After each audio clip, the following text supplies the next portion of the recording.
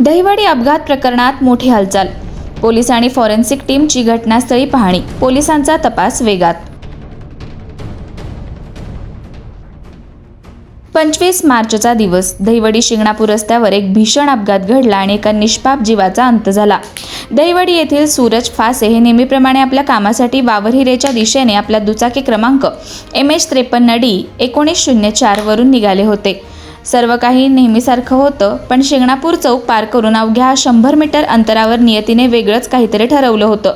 समोरून भरधाव वेगात येणारी दुसरी दुचाकी क्रमांक MH11 DQ 1469 अचानक त्यांच्या समोर आली आणि क्षणातच दोन्ही दुचाकींची समोरासमोर भीषण धडक झाली।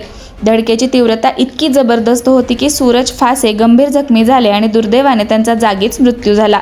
एका क्षणात एका कुटुंबाचा आधार हिरावला गेला।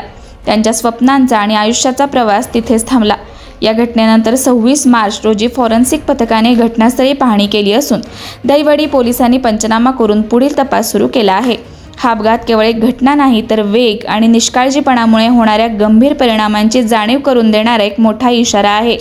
प्रश्न मात्र कायम आहे, आपण अजून किती जीव अशा अपघातांमध्ये गमावणार?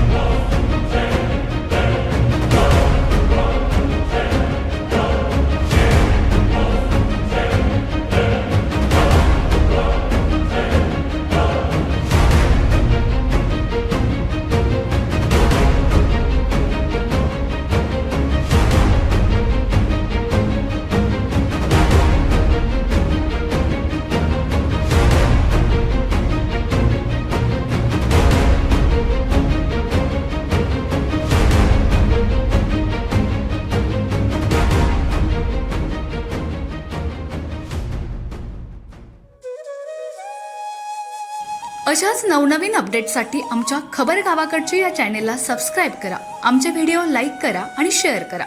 धन्यवाद।